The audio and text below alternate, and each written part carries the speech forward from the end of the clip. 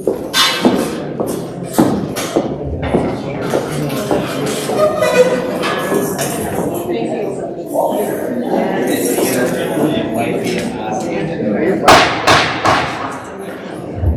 morning, it's 10 a.m. and we will call the meeting to order. I want to remind everybody that please don't approach the board unless you are granted permission. We'll start with roll call. Bonnie Lawrence. Kari Kohlman, I'm here. Peggy Brotzke. Here. John DeAngelis is tardy. He will be about 15 minutes late because parking start. Perry Valle. Carol Brown, and Bill Marquardt. Here. Welcome back, Bill. Glad you're feeling better. We do have a quorum. There are 6 board members present at this time. Moving to prayer and pledge, which is led by a board member at this time. Please stand for our prayer, which will be led by Carol Brown, and pledge, which will be led by Bonnie Lawrence.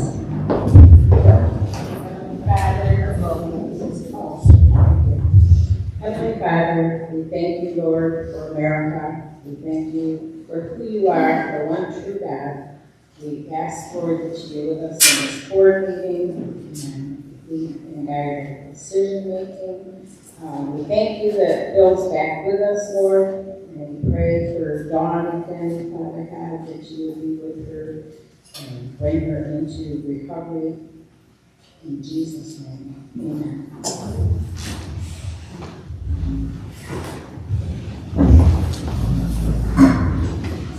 I pledge allegiance to the flag of the United States of America and to the republic for which it stands, one nation, under God, indivisible, with liberty and justice for all. Thank you. You may be seated.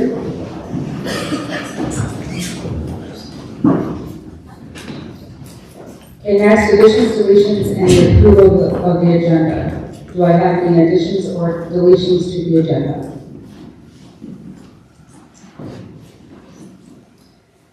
Seeing none, do I have any motion to approve the agenda as presented?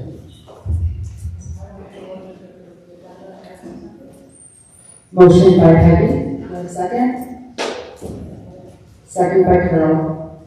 Is there any discussion? Seeing none, all those in favor say aye. All those opposed? Motion carried. Consent agenda. We have the approval of the minutes of the October 16th regular meeting, financial reports, assistant director report, and facility reports. Do I have a motion to approve the consent agenda? Motion by Perry. Do I have a second? Second by Peggy. Any discussion? All those in favor say aye. Aye. All those opposed? Motion carried. Brings us to our first public time. Speakers are allowed 3 minutes to address the board. You can speak at one of our 2 public comment times. You can speak now or at the second, which is later on in the meeting. I want to please remind everybody to be respectful to those speaking. Everyone has a freedom of speech, and that includes their opinions. And please also be respectful of the equipment that is provided for you. At this time, anybody like to speak?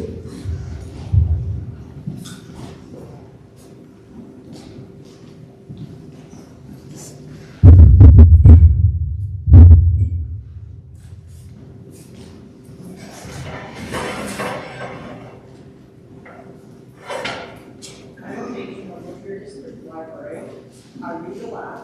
Right now, I have 0 books checked out of the library. Use the mic, please.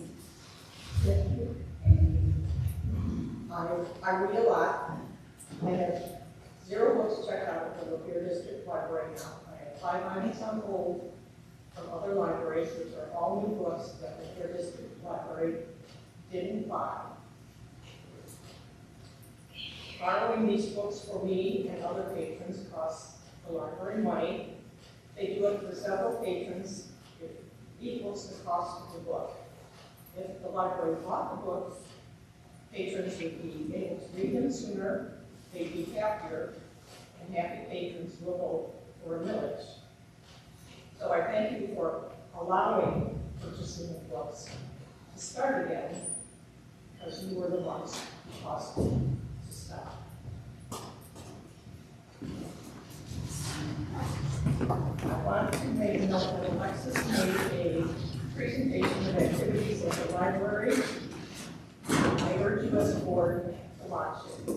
It is amazing how many programs there are, how many people attend them, and those programs basically have nothing to do with books. Excuse me, we can't hear back here very well at all. Can you either get closer? Like, get closer to the microphone. Yeah, please. Thank you. You don't have to use that. Okay. But regarding the books, I want educated library staff only to pick the books. They are knowledgeable about selecting books to represent different opinions and views on many different subjects. They are also the ones in contact with patrons, answering their questions and helping them find materials that they want. I want board members to have no say in purchasing books. You as board members have no knowledge, foundation, or basis to make decisions about buying books. A majority of this board is focused on books about sex and gender, a small percentage, a small minority of the books in the library. Their opinions should not be taken into consideration when buying books. Appointment to the board is a transitory position, and people in long-term positions in the library should have a say in book acquisitions. This is not the Lapeer District Library Board library. It is the Lapeer District Library, and it serves the whole community.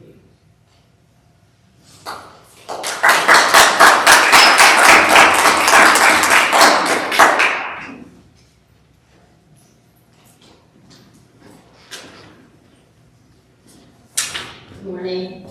My name is Julie Fernandez, and I take no pleasure whatsoever in being confrontational with you, but the time is right. I'm curious how the board's search for our next director is going after 10 months. Instead of selecting from 2 Michigan-based search firms that would have been less expensive, you went with Summit HR in California. My guess is that you selected them because of their political views that align with yours. Let me remind you that this board is to be non-partisan. You've mentioned that there were 70 applicants, yet the LDL Board has not conducted any interviews. While you're not interviewing library director candidates, you've managed to change several library policies. Unfortunately, there's no emergency to do so other than completing that work before an educated, experienced library director can get in your way. One policy is to raise the age of an unattended youth that can be in the library from 10 years old up to 12. I wonder how that will affect summer reading programs and visits to the library, a safe place for young people. Our next library director may have objections to removing the LDL's membership in the American Library Association. On the motion that Mr. Denney crafted, it states that the ALA takes certain policy positions that are inconsistent with policy positions of the Lapeer District Library and Michigan law. What law is being referenced, I wonder? I have been thinking about the issue of not having a director for the last 10 months and what has been lost as a result. I'm a retired teacher. If you pull the superintendent, the responsibilities and decision-making of a school district would fall to the school board. The difference from what we've got here is that the community elected the school board.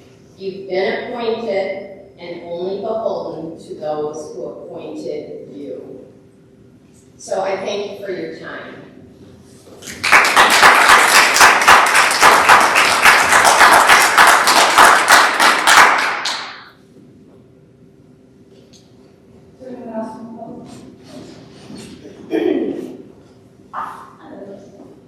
My name is Peggy Brotzke, and I want to start off by making a few comments regarding the last meeting. First, it'd be appreciated if the board would make sure they ask every speaker what their name is and basically to identify themselves so that there's some accountability. At the last meeting, a speaker made rather serious accusations against some of us. She essentially accused those of us who don't agree with what the board is doing of being pedophiles. It was quite the display of cowardice, given that she seemed to be some random, unknown person who was attacking people she didn't even know. It was cowardly also, because she never identified herself, nor was she asked to. So there was no accountability, particularly since she disappeared before she could even hear anyone respond to what she said. I also wanted to say about the last meeting that I was glad there was a police presence to witness the hostility of the board majority's supporters towards those of us who have different views. This gives a clear picture of who's actually attacking whom. The board majority has made an effort to portray those of us who disagree with their actions as unruly hooligans, when in fact it is they and their supporters who tend to be the more combative ones. At today's meeting, the board majority wants to withdraw our library from the ALA, American Library Association. At the last meeting, they strong-armed the librarians into choosing just one of the association memberships and essentially forced them to justify belonging to either of the associations. It's ridiculous that they want to make the LDL eliminate its membership with a nationwide source of information for librarians, especially under the guise of cost. The board majority has spent $18,000 to $19,000 on lawyer fees, and that's so far this year. And this is taxpayer money. They're taking resources from our community and using these for their own personal agendas. The cost to belong to MLA and ALA, valued sources of information, is negligible compared to their lawyer fees. And as board members, they're supposed to be working in the best interest of our community, which means assisting our librarians any way they can. Please show respect for our librarians and our community by allowing them to have access to as much information as possible. Continuing our library's membership with both MLA and ALA would certainly help with this.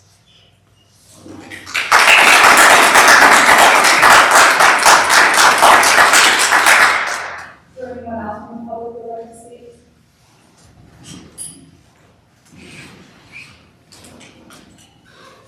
Good morning. My name is Geraldine Carson. I am a Lapeer resident and have been for my entire life.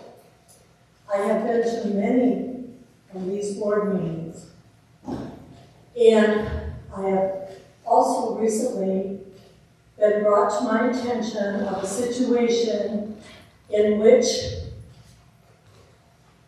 the book, it's perfectly normal, was brought up at my township meeting. And there was speaking again, about what is in the book and the materials in the book.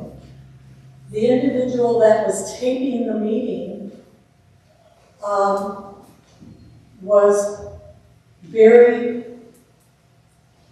against what was in, or was against the point of what the sexually explicit material that's in the book. The book was shown in front of the camera at that meeting, and that meeting was posted in social media. But the individual that taped that did not show the pictures that were shown in that taping of that book, and that was not shown to the general public and on social media. Why? If this book is so safe for our children, why did they exclude that from being taped or shown on social media? They are not, these people are not, this person is not being transparent all the way across the board in regards to what's in these books. If these books are safe for our young children, and our children have the right to see this, doesn't the general public and social media have those rights to see what is truly going on and what's in those books? Also, I want to make a comment about the fact that my experience of all the meetings I have been at, it is not the people that are aggressive are the ones that are fighting to keep these books in the library. I have been personally gotten in my face with an individual. I have seen people badgering, heckling, and when people are making comments in the past, numerous times. And I absolutely refuse to and do not believe. Your time is up. Thank you. Thank you. Is there anyone else from the page who would like to speak?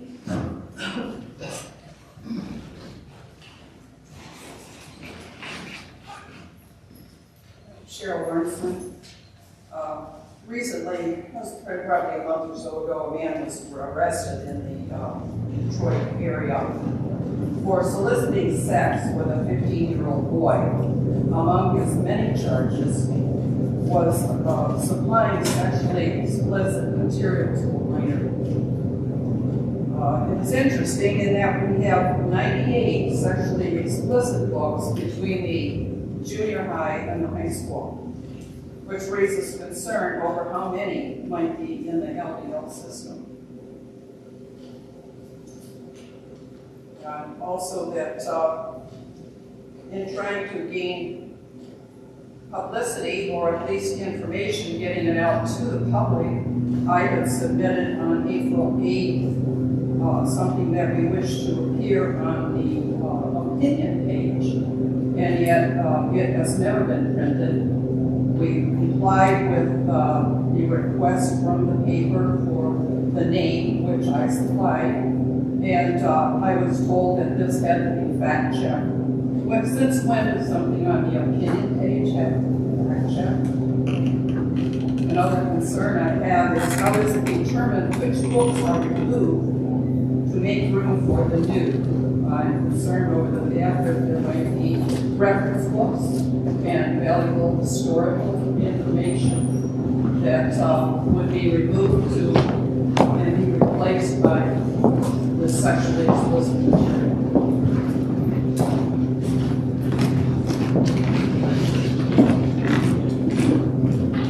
Is there anyone else from the public who would like to speak?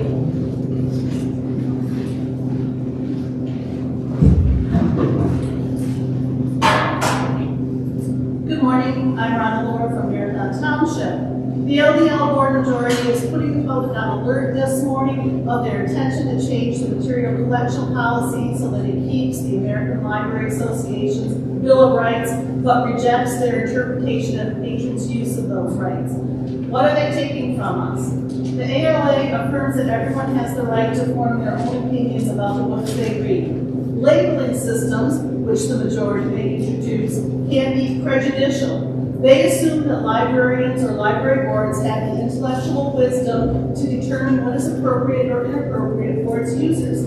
Such labeling systems can be used to introduce bias, influence opinions or behaviors, and restrict access, which is a form of censorship. Using, enforcing, or approving of rating systems, which the majority may adopt, violates the Library Bill of Rights according to the ALA. It presupposes the public's attitudes and has been declared unconstitutional if it restricts someone's access to library materials or resources. The ALA significantly, stringently, and maintains that libraries have an obligation to resist efforts that systematically exclude materials dealing with any subject matter, including sex, gender, identity, sexual expression, or sexual orientation. Library defenders should oppose this motion as a reduction of patrons' rights. As part of the effort by the board majority to ban or restrict books from the LDL, pages have been cherry-picked by aspiring censors to claim particular books are obscene and should be removed or restriction from the collection.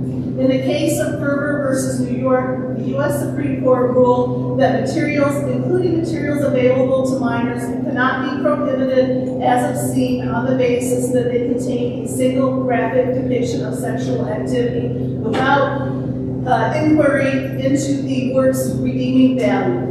In the case of It's Perfectly Normal, Peggy Brotzke has tried to build support for reviewing and restricting the educational book for children by focusing on a page depicting sexual intercourse, which is part of a discussion of sexual expression and reproduction. That single page does not override accolades It's Perfectly Normal has received as an American Literary Association Notable Children's Book, Booklist Editor's Choice Award, New York Times Best Book of the Year, and School Library Journal Best Book. Similarly, attempts by board majority members to condemn and call for the removal of genderqueer from the LDL collection based on a single page which removes it from the context of genderqueer being a memoir of an individual's journey to understand their sexuality and accept and love themselves. Your time is up.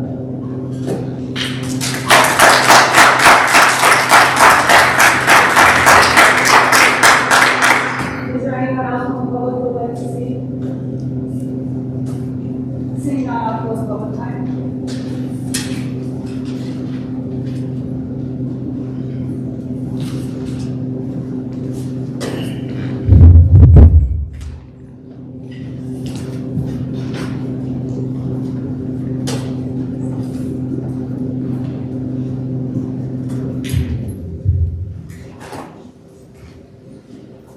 Next on the agenda, we have board reports. Treasurer, those to be paid, Perry.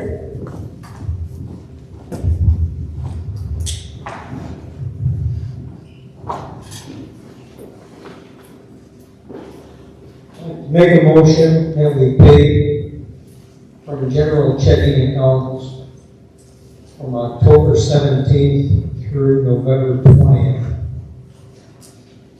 Check numbers 15825 through 15843 for $33,215.51. General checking online bill, check numbers GC 4631 through 4661 for $8,409.39 for total general checking of $41,624.90. And payroll checking online bill pays, check numbers PC 2380 through 2390 for $95,026.01 for a grand total of $136,650.91. Do I have a second? I'll support.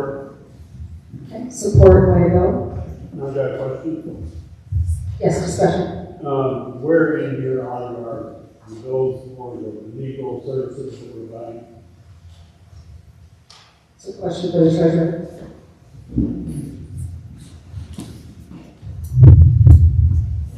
We didn't have any bills in this period. Okay. Any more discussion? Okay. Seeing none, all those in favor say aye. All those opposed? Motion carried. Committee reports. Finance Committee. The report. We did a lot of exercise today. Finance Committee met Monday the 17th to audit the checks.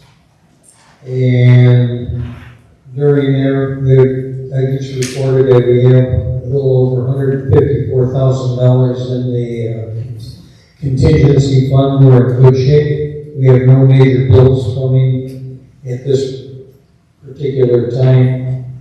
And that was the whole finance committee. Thank you for that update.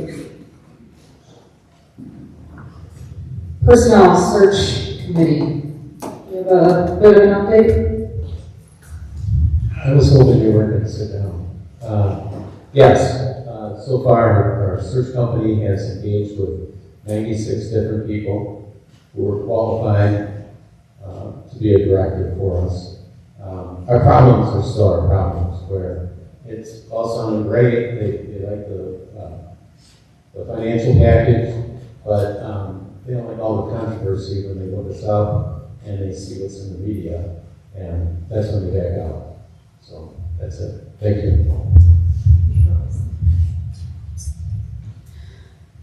I'm also hearing that there are issues as far as wanting to make the move. I know that we have some people in other states, Omaha, Louisville, and also some in Michigan. The ones in Michigan, 2 of them I believe, did not want to make the move over to the district, and we've also had, and the ones in other states are just, again, not willing to make the move.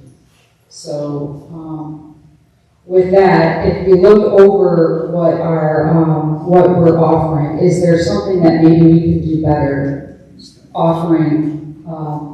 I think right now we have on our job search, they are saying that the salary is up to $130,000 a year. Right. I did discuss this with our search company, and the money has not been the issue. Moving here is one thing. The majority of the problems are nobody wants to step into a hornet's nest.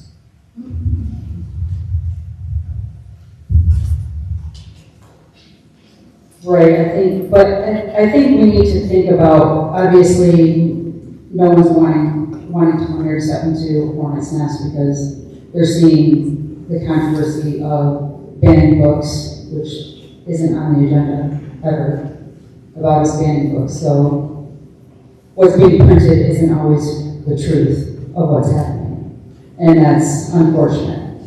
So is there a way that we can possibly either raise the salary to not say up to 130 or say between, let's say, 110 and 130? Have we thought about maybe a signing bonus even? Are those options, are those anything that the board would consider? Because I think we're at a point where we need to start maybe enticing people a little bit more, and sometimes money can talk. If other price is right, then they're going to be willing to step into something that might be controversial for them, but you want to say something? Yeah, I just wanted to support those ideas. Signing bonus, I think, is a great idea. It can be a good incentive. I would just like to hear what everybody on the board feels about that, if that's something that we should look into offering. We're all disappointed, not just the public, that we don't have a director yet. It's disappointing. Well, I shouldn't speak for the whole board, but it's disappointing to me. But even though it's taking longer, I think it's very important that we get a director that is going to align with the community and the board and the staff. So if it takes a little bit longer to find a director, I think it's more important that we get a director that is willing to stay. So those are my thoughts. As far as adding to the package, at Summit, they're just saying, she gets feedback from 96 people that they've contacted. And she always asks for feedback every single time. And she said if anybody ever says, and we get a movie bonus, she would, entertain that offer with them. But so far, the money has not been an issue. We can throw some more money at it if everybody likes, but she doesn't see that as the issue at this point.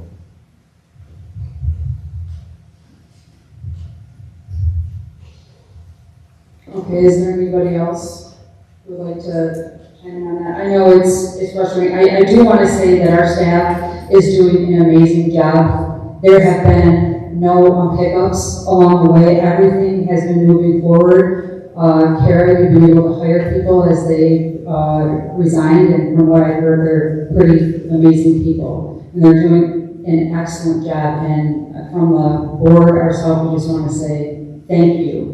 Thank you very much. And we are working very, very hard to find somebody to come in and fill the position of the director. But again, thank you all for stepping up and filling those spots where we need it. So,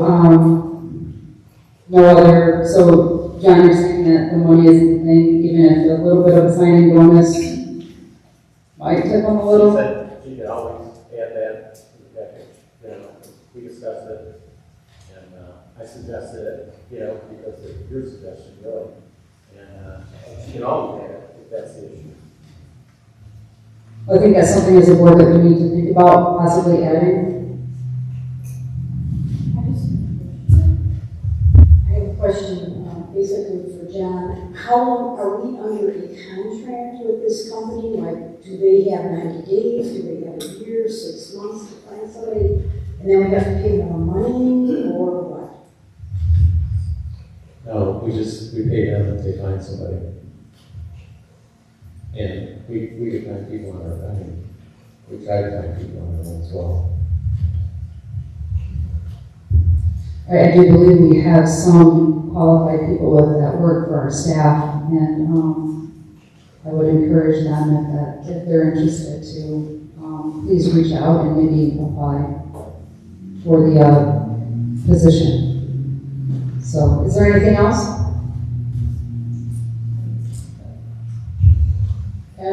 That's an awesome idea. Hopefully, we do have qualified staff, and I would just like to add, if that does happen, that we could possibly offer that person a trial period where they could go back to their position if the director fit wasn't for them.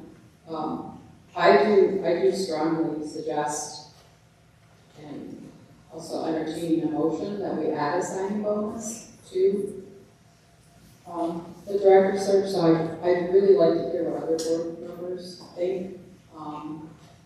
And some ideas on the amounts too, because I don't have an idea on the amount. We were to do that, so any thoughts on that? Anyone? Got it? Personally, don't feel that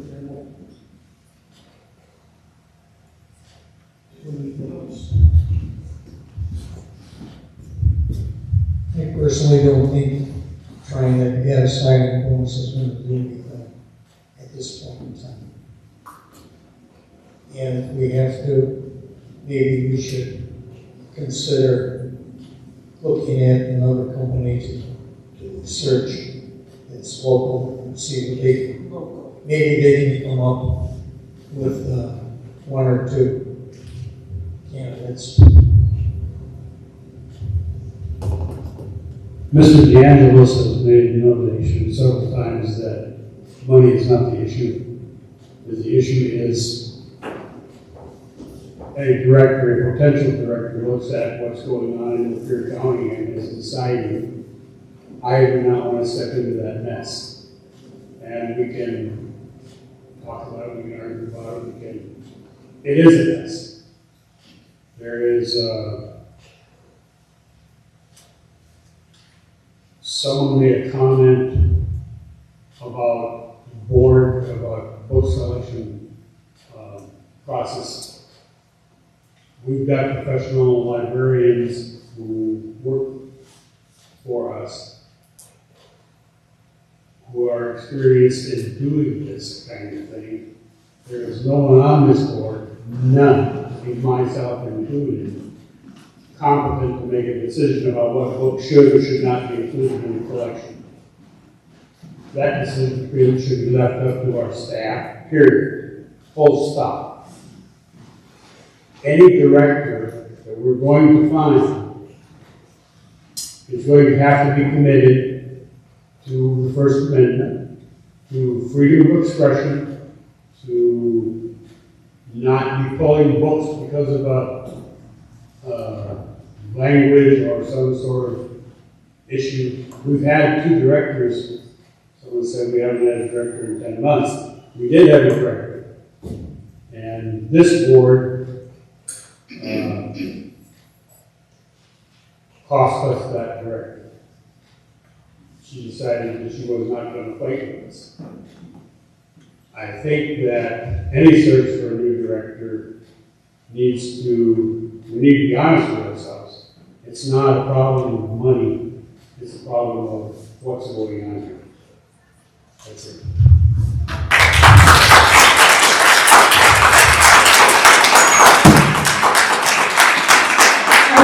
I think at this point, I don't think changing a search firm is going to, that search firm is going to run into the same issue.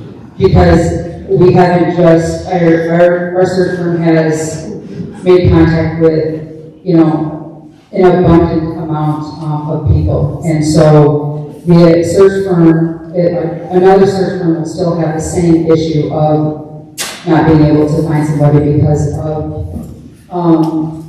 issues that are being written about in the paper. Yes. I guess we'd have to check the contract too, if that's even possible. We would have to check the contract to see if that's even possible, right? To switch, oh, okay. So when potential directors are looking and think our library is a mess, and then, Bill, you said the reasons they think it's a mess, that the board shouldn't be picking the books. Well, last month we agreed, and I said it verbally, I don't want to pick the books. I don't, and I want the staff to pick the books, which is why we have the new staff here.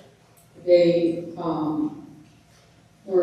took a long time to explain their qualifications and their book ordering process. And I withdrew my motion because I felt very comfortable with the library staff ordering the books. So that's just not true information. It's just not. We have not pulled any books. We do know that if pulling books would probably cause a lawsuit, legal litigation. Nothing in our actions so far have indicated that we have not pulled any books, or do we plan to pull any books. And as far as the director, the last director, I hear this over and over again that he chased her out. So I'm going to tell you, I confronted her with a lie that I had a list of 2,500 books and I planned on pulling them out. That is a lie, and I have a right to tell somebody that is a lie. And it was, and I had no intentions of doing that. She pulled out some social media posts of mine and said, here, I have the proof. And I said, no, that is not proof. Nowhere in there does it say I plan on pulling 2,500 books. My question to everybody that supports Danielle, I was willing to work with her. I had only half of a meeting with her. That's all I had. I did want to meet with her as a community member before I was even appointed to the board, and she refused to do that. She said she would, and then she didn't. But my question is, it's all about perspective. If you look at it from another perspective, if she really did believe I was here to pull 2,500 books, and she really loved this library, why wouldn't she stay and fight for that and not want me to do it, or the board to have that? Why wouldn't she be here speaking out against that?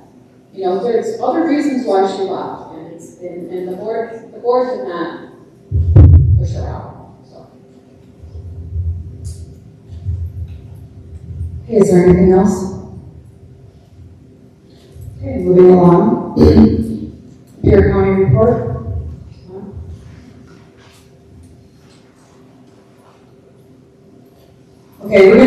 to unfinished business. There is a motion in our packet, since we were not following our bylaws previously by scheduling the following year's meetings in October, which clearly states in our bylaws we have to do that in January. So this motion is to schedule our first regular meeting of the year to be January 15th, 2026 at 10 a.m. at the Lapeer American Legion upstairs, which would be in this room, for the purpose of setting the schedule of regular meetings for 2026 and for the purpose of attending to any other library business. So do I have a motion to schedule the first meeting in 2026 for January 15th at the American Legion? So moved. Okay, motion by Bill, supported by Peggy. Is there any discussion? Seeing none, all those in favor say aye. Aye. All those opposed? Motion carried.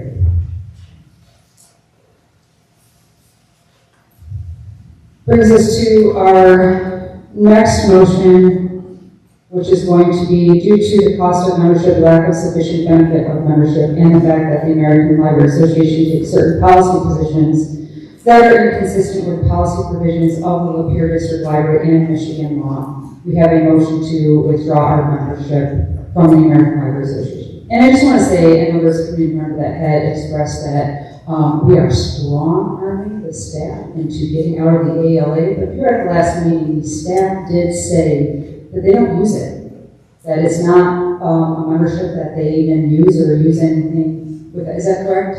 Kara, I do believe you said that there wasn't much that you guys really used, but you mostly focused on the MLA. And I have more to add to too. Me and Teresa did some research. We do have Microphone, please, can't hear. I can, if you want to finish, I can talk. We don't pay for the ALA. We only looked back and saw that there were individual memberships purchased for staff, and the last one that was a staff member who's no longer here. So we just looked back at all our bills. We don't pay for any sort of membership, so that we can afford. Okay, so as of right now, we are not members of the ALA. No, yeah, it's a little more, but we don't pay anything. It's my understanding that every library in Michigan is basically a member of the ALA. The libraries do not pay any fees to the ALA for membership. They sell individual memberships, which we did have one who no longer works for the Lapeer District Library. Even though technically we are a member of the ALA, we do not have to abide by anything in their bylaws. We use what we do. However our policies go, that's what we go by. We don't go by the ALA.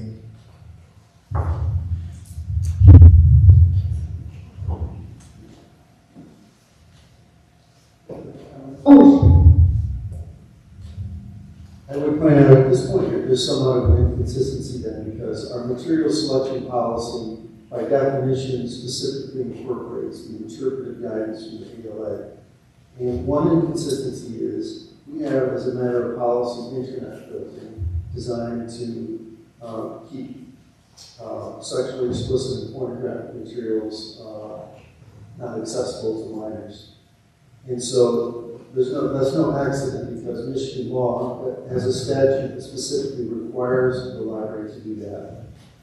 The United States Supreme Court specifically upheld the constitutionality of that filtering, but yet the interpretive guidance makes clear that they support no internet filtering. So the problem is, on one hand, you have a policy that says we will do filtering, and then you have an interpretive guidance that will incorporate by reference into your material selection policy that says we don't support internet filtering at all.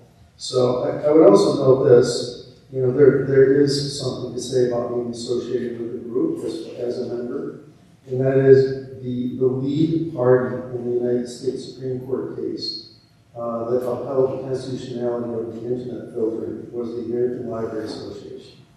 So their position was basically the federal law said you don't get federal funding unless you have internet filtering that keeps pornographic and sexually obscene materials out of the hands of minors, and the ALA was the lead party to try to oppose that all the way to the United Supreme Court. So I just wanted to clarify what was meant by the policy and consistency. If we try to do both, we have our own policy that says we do internet filtering, and then by reference we incorporate their interpretive guidance that said we don't want any of that at all.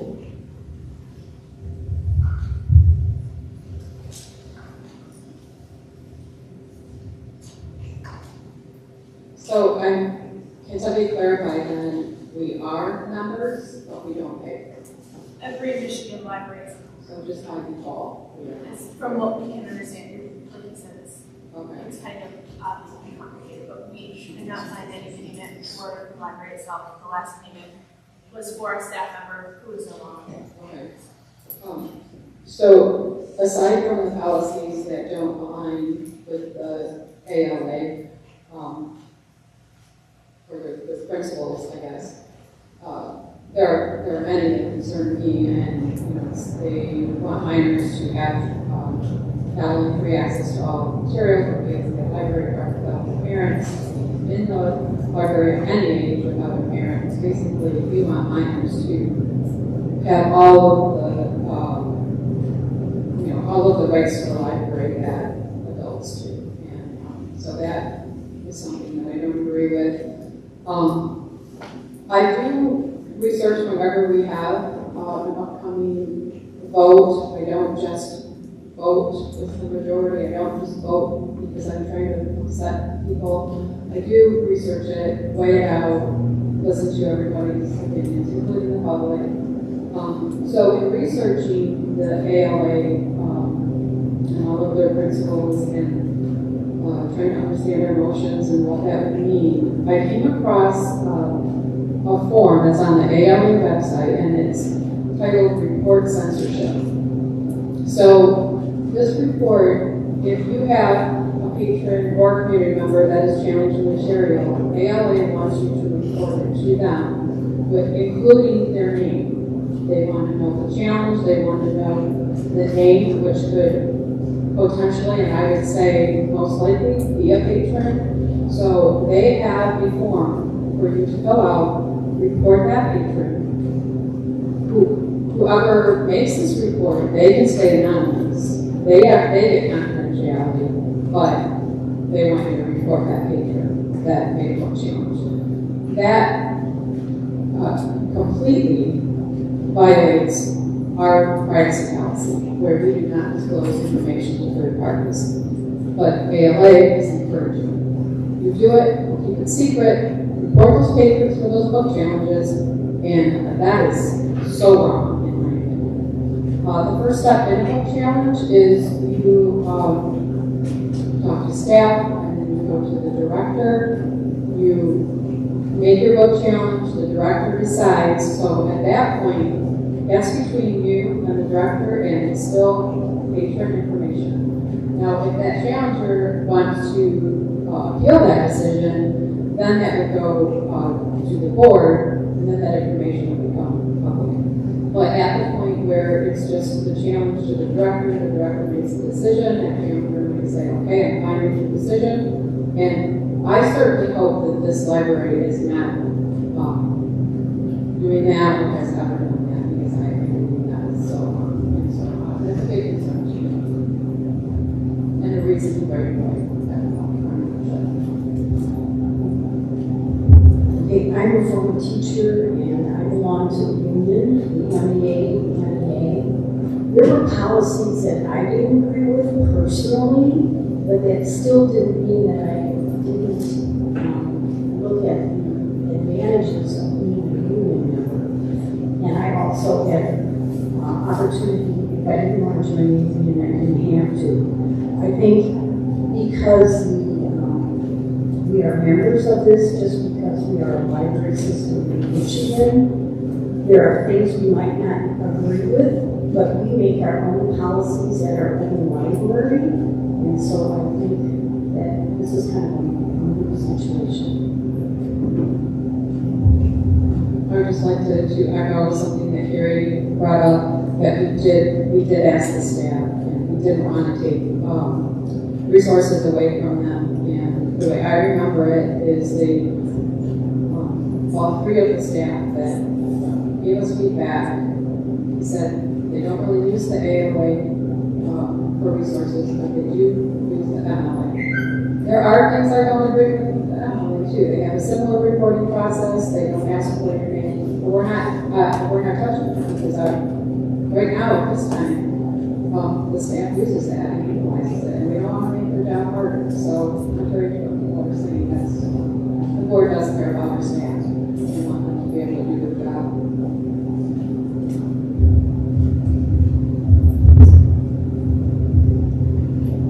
I just find it strange that they want to filter the internet, but they don't want to filter any books. That seems very inconsistent to me.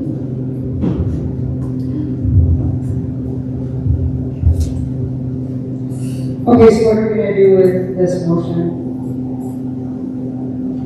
Should we move forward with the,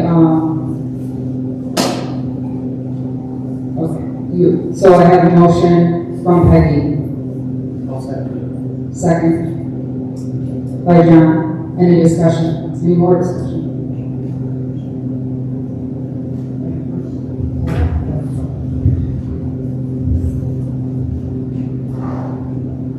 Being that all libraries are basically a member of the ALA,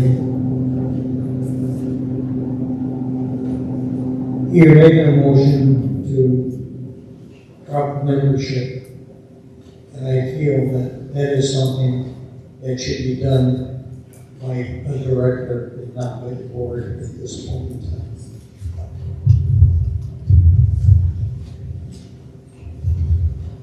Tim, can you correct me if I'm wrong, aren't there other libraries within Michigan that have dissolved their membership with the ALA? We're not the only ones. Some, okay, so we wouldn't be the only ones. Any more discussion? All those in favor say aye. Aye. All those opposed? Aye. Let's do a roll call vote. Start down with John. Yes. Fine. Peggy? Yes. Yes. Carol? Yes. Perry? No. Bill? No. Okay, motion carried. Which brings us to our next motion, because that motion was carried, comes to where we have 5 in our general principles. We would be changing it slightly to say the selection of library materials is based on the relationship of such work to the needs, interests, and demands of the community. Basic to this policy are these documents to which this library subscribes. The American Library Association's the Library Bill of Rights, revised June 30th, 2006, but not its incorporation of the interpretations of the Library Bill of Rights as set forth by the Intellectual Freedom Committee. The American Library Association's The Freedom to Read Statement, revised July 26, 2006. This library does not ascribe to interpretations of the Library Bill of Rights as set forth by the Intellectual Freedom Committee.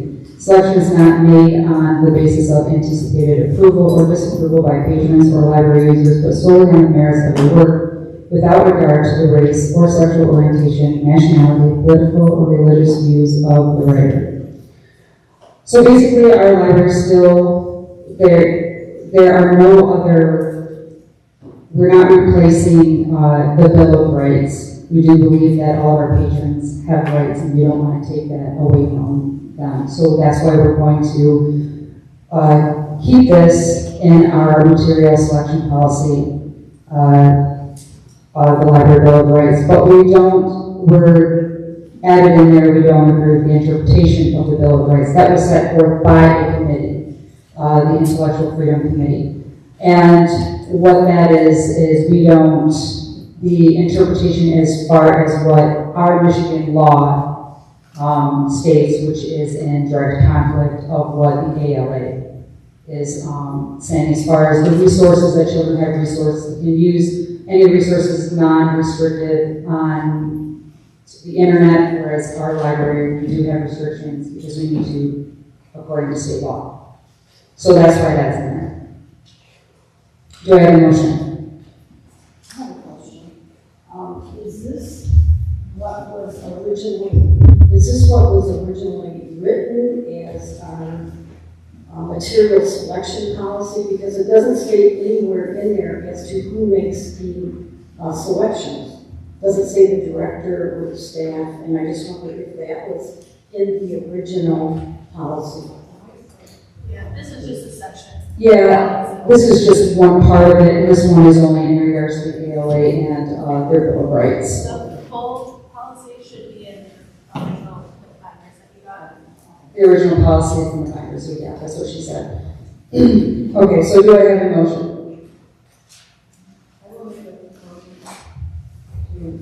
To change our policies? Microphone, please. I will make a motion to adopt the proposed revision to the material selection policy as read by our chairperson. I'll second it.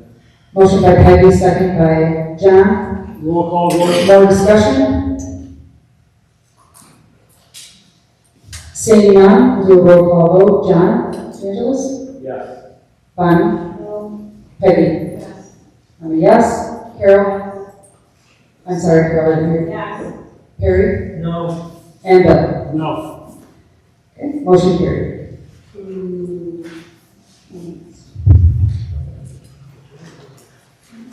Okay, brings us to new business.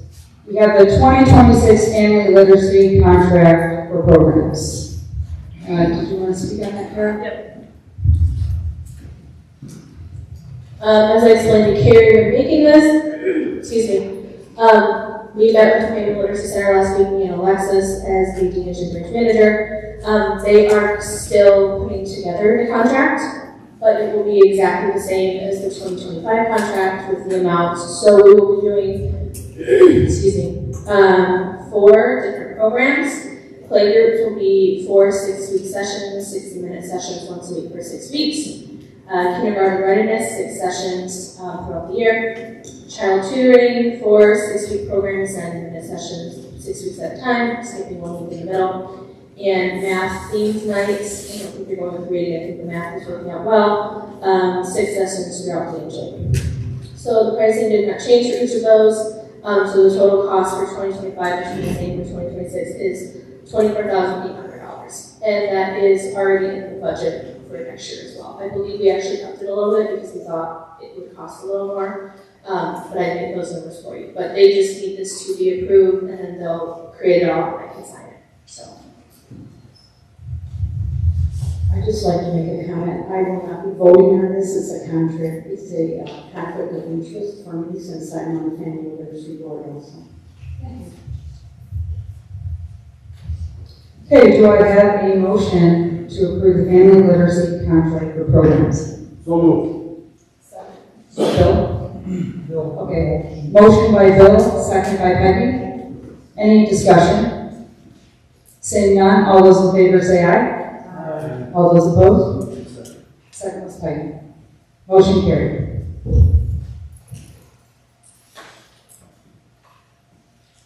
Okay, brings us. Oh. And Bonnie Lawrence did abstain from voting with conflict of interest. Next, we have permission to open Columbiaville branch office December 7th, 2025 from 12 p.m. to 4 p.m. for the Columbiaville community business. We have been, if you are in the Columbiaville community area, they have been doing this for the past 5 years. It starts at the elementary school and then it goes to the building next to the library. I had attended 3 years prior as the marketing and outreach person. 2 years ago, we had over 100 people there. It was awesome. It was when we had just kind of redone the building a little bit. Unfortunately, last year, it fell on it's always the first Sunday of December. It fell on the Sunday after Thanksgiving. We had less than 10 people there. So you can see the flyer that they do a lot. Since it's the week after Thanksgiving, we are hoping for a much better turnout. And since I have the mic, I will just talk about the next one here, which is the Metamora Wassailing celebration. That's also the same day. We don't have time for that yet. Metamora has also been open during that time before. With the new branch manager out there, she did say that this was her first time doing this, so she wanted to be open during that time. I don't have an official time yet. The parade's at 2, so we'll probably do between like 1 and 3. So.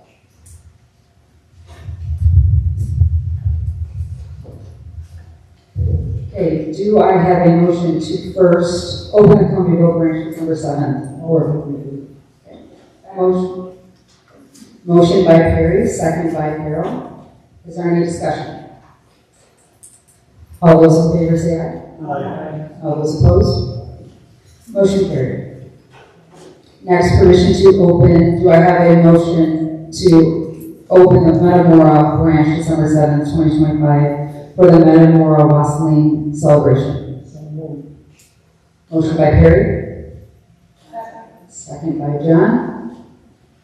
Any discussion? Seeing none, all those in favor say aye. Aye. All those opposed? Motion carried.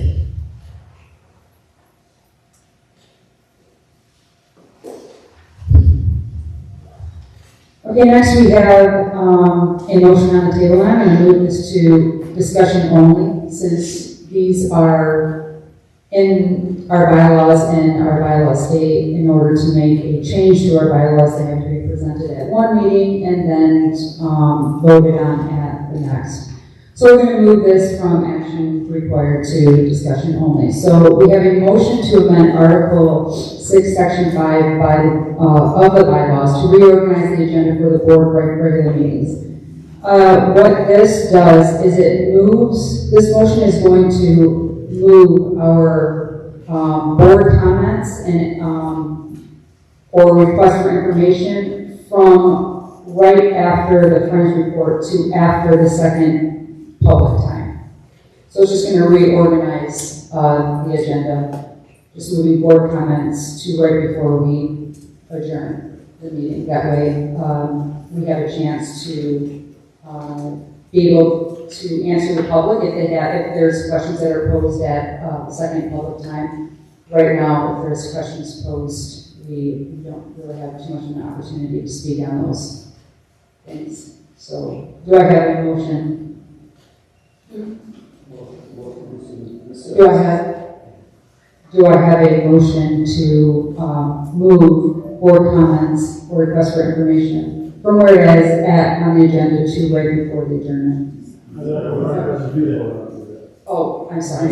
You're right. We're just discussing. Is there any discussion on it? I did say discussion and then I moved that. I apologize. Okay. Is there any discussion on that? Anybody have opposed that? Think that's not a good idea, or it's pretty straightforward. It doesn't really change much. Okay. So we will vote on that next month. Next, this is another one we kind of talked about. Kara brought it up at the last meeting.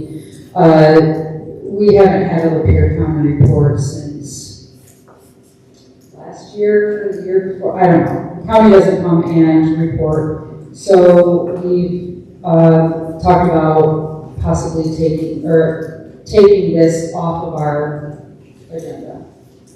So we have a discussion about that. Is anybody opposed to taking the Lapeer County report off of the agenda? You're opposed, or you want to say something?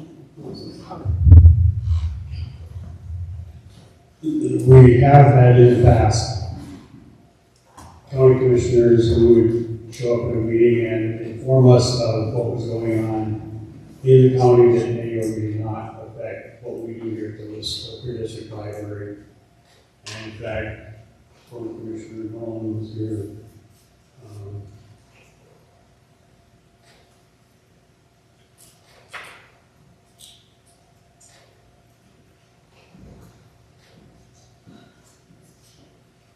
I think that if we have a Lapeer County report To just have a slot for it on the agenda doesn't hurt anything. I mean, what is it? It's an extra line on the agenda. If we have a county board of commissioners that decided they wanted to come in and make a report, we're saying, you've got 3 minutes of public time, that's it. And I don't think that's fair to them as elected officials. I don't think that it hurts anything on our agenda to have a line that says the Lapeer County report. If no one shows up from the county to give us a report, so be it. We don't always have an NMLC report either, an NMLC. I'm a representative on that. If there's nothing going on in the NMLC, there's no report. That doesn't mean we take it off the agenda, because there will be meetings that we go to attend that there will be reports generated. So that's it.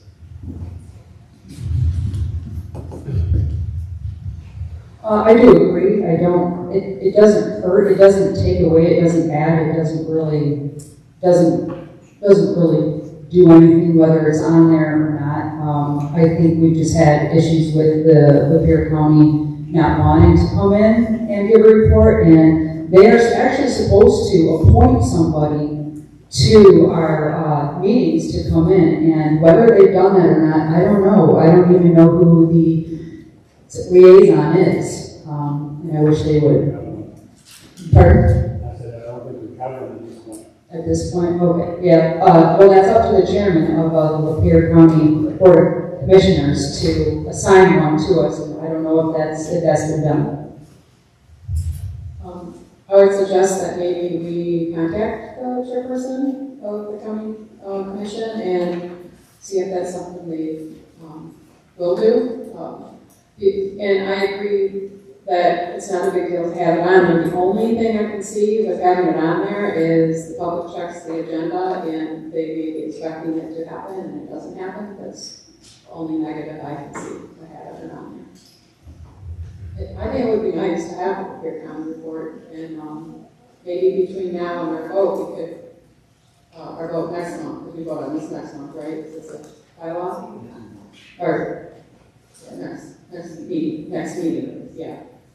So in the meantime, maybe we could assign someone to talk to the chairperson and see if they're interested in doing that. I will reach out to the chairman of the county commission, and I'll ask him who the liaison is, if they assign one, and whether they still want to have a slot on our agenda. And then we will be able to vote on that next month. I'll come back with a report as to what he says.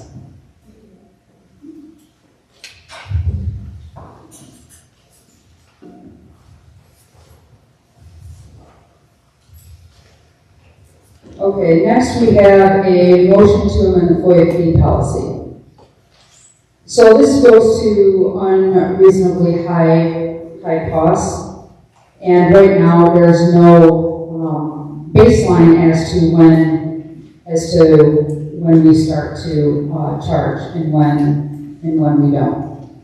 So this is just going to say unreasonably high cost, the labor fee shall not be charged for searching for, locating, and examining of public records because of the deletion and separation of exempt information from non-exempt information, unless failure to charge a fee would result in unreasonably high cost to the library because the nature of the request is particular instance and the library specifically identifies the nature of these unreasonably high costs. Subject to the above mentioned requirements, the library shall charge of the labor fee when the request requires more than $75 of labor of employees or contractors, including attorneys. As such, a request results in unreasonably high costs. So this is not only to protect,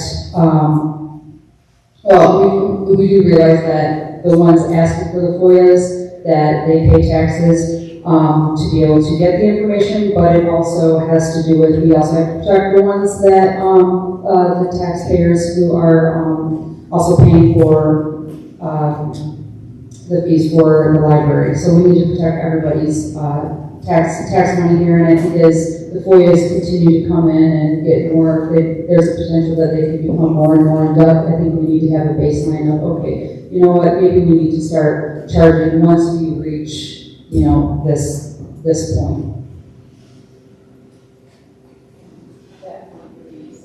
and that point would be $75. So whether we get to that point or not, you know, I mean, it's going to probably be rare, you know, that we get to that point, but I think there needs to be a little bit of a baseline as to, okay, but once we get to this point, we need to start charging. I'm assuming at $75, if it's under $75, we are not going to charge. One other thing in here, we have requires more than $75 of labor of employees or contractors, including attorneys. As such, his request results in unreasonable high costs. Courts have found that public bodies may not charge for the work of independent contractors, such as the work of an independent contracted city attorney from, I don't know how to pronounce it, Koblenz versus City of Novi, 475 Michigan, 558, 580 in 2006. Instead, courts have indicated that FOIA allows public bodies only to charge a requesting party only for employees and labor, or employees' labor. So you cannot include attorney fees in. That would mean every time we go to the attorney, it would be over $75, right? Microphone, please. Not every review I've done is over $75. I think I did one 3 minutes the other day. So I believe that the Kohlman case was correctly decided at the time it was decided. I think they have tweaked FOIA since then. I can double check, but I believe they tweaked it. I believe they've tweaked it since then. They don't allow you to charge at whatever rate the attorney charges. They have a formula rate that limits how much an outside contractor can charge, how much can be applied for the FOIA. So it's based on like the state average wage or something like that. So it's a formula that they charge. It's not the full amount of the fees. So I'd be happy to double check that. That's my understanding from seminars and sort that they have changed that to allow some pass through, but not necessarily the amount that's being charged. I'll come back to that. Okay, and I do understand that we are a nonprofit. We're funded by taxpayers, but so is the townships, so is the county. They're all nonprofit and they're funded by taxpayers, and they still charge for their FOIA, and actually they charge for much less than the $75 fee. So I don't think that's too much to ask. I think $75, I don't think, we'll get to that point, but in the event in the future, there's a FOIA request that is going to be a little bit more expensive than what we've got, I think that isn't too much to ask. So,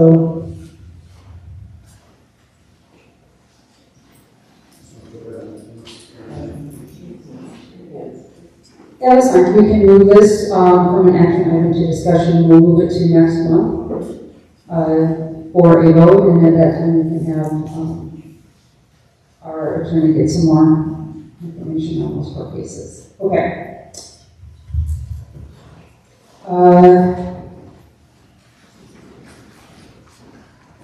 Next, we are going to talk about a motion to add the full board packet to the LDL website. That's something we talked about last month.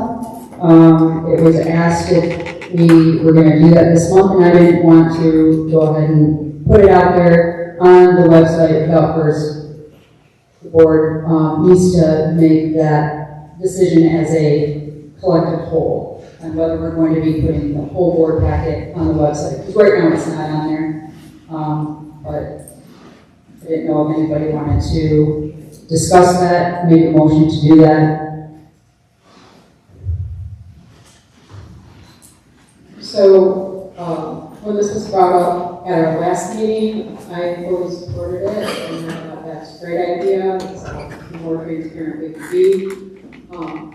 And then this board packet, I there's something in there that I don't know that we would want it on our website. And not only this board packet, but things to come. I don't know how we would handle that when there's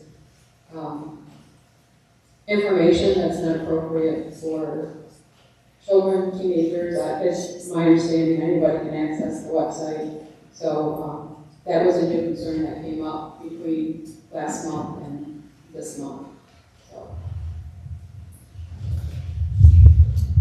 If you're going to move forward with the motion, I would ask that it include an exception for lawfully privileged communications. So For what?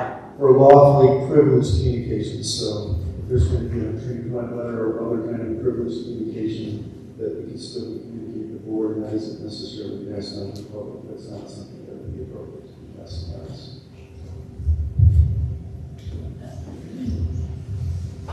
So would we be making more work for you, Carol, or whoever puts it on here? Because can you tell me what it takes to have a subscription? Like, what does it mean? It's basically like employee pay completely. So you just ask us to be included in the list, and then we email the board packet to those people.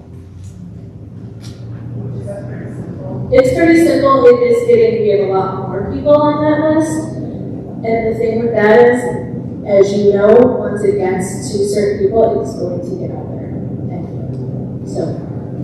So that's, I mean, but it's, I wouldn't say it's easier or harder one way or another. That list is just getting very long, so it's easier to miss people that aren't on it. So, especially with like, one thing you could do, I mean, we could make sure this happens, is that, and we may have to actually write a motion for it.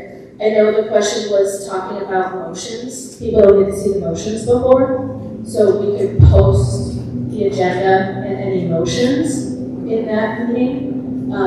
That is an option. So that may kind of tailor that, and then again, we would still have those people who have FOIA'd into the actual full board packet. So just something I think we can, I don't think that would be an issue.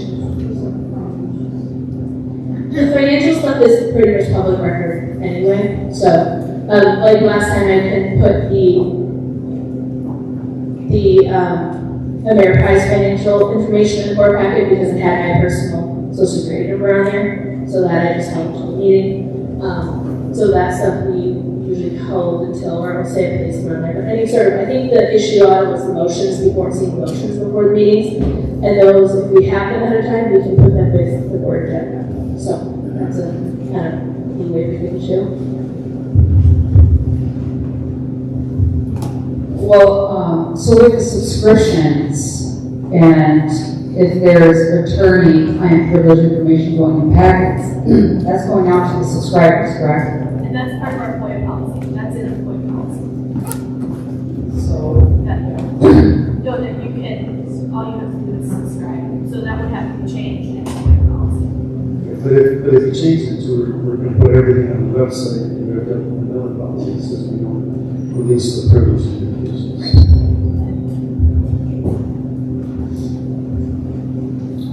okay, so should we just keep it the way it is right now, or we're not putting anything on the website? Or do you guys want something on the website?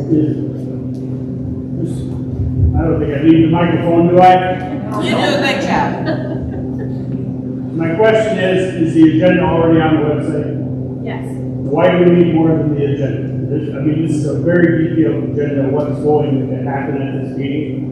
If folks are looking at the website, looking at the agenda, if there's something that interests them, they can contact staff and say, I'd like more information. I don't understand why we have to have the entire board packet put on the website. I think it's mostly because the public wants everything. Just to make things clear, I was not asking necessarily for a complete board package to be posted. I was asking more or less than if there were any amendments that were proposed, that they would be included on the website so that the public had an opportunity to at least read them and be able to make comments on them at the public comment time.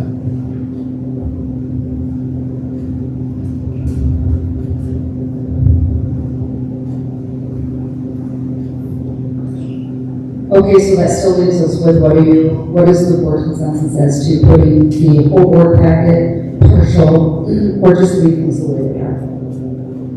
I move we leave things just the way they are. There's no motion. You have to do that. And then just so you guys know, if you have people who come up and ask for more status things, just let them know that they employ us. Basically, just asking for hours. So I think if we have that information out there to the public, I think that'll help. So the public can just FOIA to have a subscription and it can be sent to them. I think that, in my opinion, I think that is sufficient enough.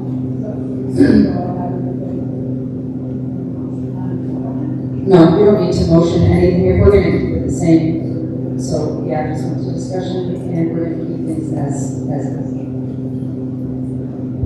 Okay, next we have.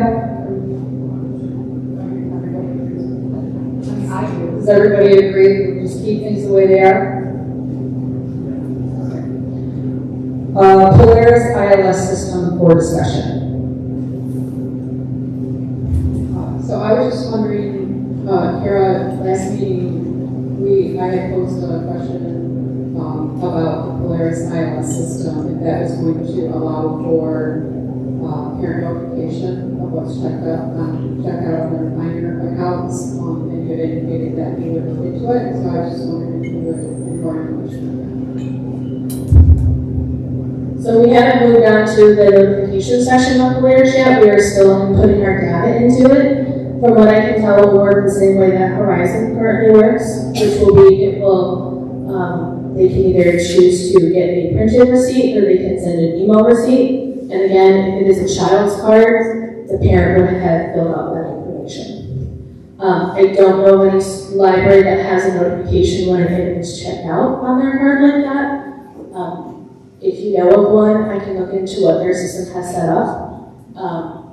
But Polaris is a pretty wide system, so they may have that option down the line, but we haven't gotten to that with our system. We're just transferring all the data. So. Okay, so I would ask if that is an option, that we bring it to the board for a vote. I did try to research a little bit. On the website, it looks like Polaris, they promote that guardians have control over minor and library access, some of the things they boast about. In another section, it says whether a parent is overseeing checkouts with their children. So that sounds like there's two supporting things there that sound like it is an option. It also says parents or guardians gain flexibility to oversee their child's library activity, choosing from two levels of permissions, adult and minor, tailoring the experience appropriately. Those are some really important things that I would like brought to the board when we do get to that point. And I also talked, I made 2 phone calls. One, I talked to a customer service support person, and the other was a salesperson. And both of them said that the software is capable of parent notification, that it can be done individually by the library. So one library as an associate could do it while others don't, and that it could be implemented at any time. So I would just ask that when it gets to that point that it's brought to the full board for discussion. Yeah, I can answer that. Because, so really, all Polaris is doing is following our current policies. And there are situations that Horizon, our current system, couldn't do. So our policies did have to be not built around it, but more restricted at some point. So the only reason I don't know about child notification is because we don't have that policy, because Horizon couldn't do that. So right now, we're just trying to get all of our data into Polaris, and I'm testing it, making sure it's showing up right. I start acquisitions training in December, and then in January we move to the patron side of things. So I'm anticipating then we'll get to learn more about what the patrons see on their account and what options they have. But it shouldn't be hard. They're a very wide range system, so there's a lot more options to it. But it's not that we didn't want to do that; it's that we couldn't do that in Horizon. So we're kind of learning where we would have to, where we can flex now, where before our policies were restricted by certain writings. So. And so both of these representatives that I talked to, they said that they're very aware of the library issues, and that's why they're designing it this way, because it could potentially just solve a lot of our problems. So I don't want it overlooked, and I just want to make sure that if it's a possibility that we are able to discuss it and make a decision on it. Okay, any more employers? Okay, let's move to community concerns.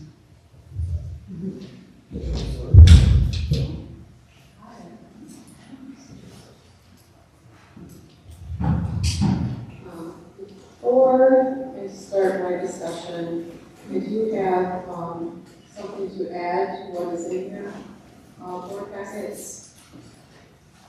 I didn't have it available to me when the board packets went out.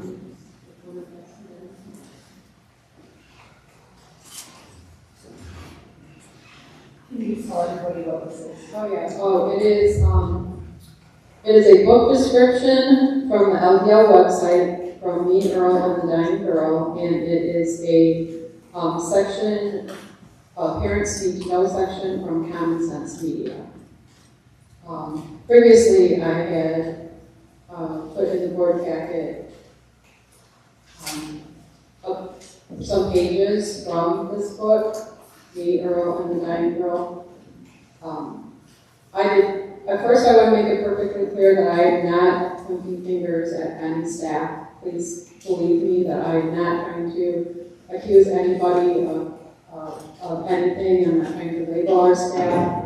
Like I said, I'll repeat before, I think we have a really good staff in place, and I have confidence in how they're going to move forward. But this was brought to me by a member of the community as a concern. And I was directed to a website that looks at books, and they do book reports of a sense where they highlight pages and sections of the book that may be concerning to a lot of people. So this particular book, Me, Earl, and the Dying Girl, it was on that website, and it had a book report, and that's where the pages that the people, that the board, was in the board packet, that's where it came from. I didn't copy the book or anything like that. So I wasn't sure how to address it. I thought it was something that needed to be addressed, but I wasn't sure how to go about spreading this information to the board members, so that's why I put it in your board packet. And if you're looking at it, I don't expect that I would have any volunteers that would want to read it, but if anybody does, you're welcome to. And it's my understanding that this book is in the young adult section, which, again, is my understanding is for ages 12 to 17. And what my main concern about it is not just the language, which is it's very strong, and some might deem it pornographic language. But my biggest concern is that the description on our website does not match the content. It doesn't give you any warning about that kind of content being in there. So our book description, and also there's 5 reviews on our website. 3 of them I know that the staff said they use regularly to decide what books to purchase. And of those 3 and the other 2 that are on there too, it doesn't give any indication of what's going to be found on those pages. So that's my biggest concern about the book. I'm not suggesting that we remove the book. I want to talk about moving forward that we're asking our staff or various department heads to make these decisions. I feel like they're not getting all the information that they need to make a good decision on that book. The reviews, the youngest age on the review was 14. And again, this is in our youth section, which is designed for 12 to 17. So that might be something that we need to look at. But in my opinion, we can do a lot better than this book and books like these. I understand and support that we have to have a diverse collection that represents our entire community. Members of the public get up and say, no, she doesn't, no, she doesn't. Well, yes, she does. She does believe that there should be a diverse collection of books that represent our whole community. But we should be making sure that these are quality books. It should have accurate descriptions so that parents, guardians, and the reader is aware of what content is in the book. I hope that the board members will take some time to read the description, read the reviews, do your own research, and you can see that I'm picturing a 12-year-old boy, girl picking up this book, reading what it's about, since oh, this sounds like a book I want to read. And then you get to those pages, and there's a lot of stuff shoved in your face with no warning whatsoever. So I think we should start looking at including other sources when the staff is deciding what books they're purchasing that have a more layered review. I'm remembering, Kara, when you talked about the question HQ, what you liked about it as far as reading the books, it gave you a lot more layers to make that decision, other than just, hey, this book hasn't been checked out in a year or whatever. So that's what I think that we should really focus on, that adding a resource that gives a more layered description of the book. Again, too, if you look at our strategic plan, that's something we could be using. Our strategic plan has suggestions, and it's my understanding that it costs a lot of money for us to do this strategic plan. And there's a few things that I highlighted.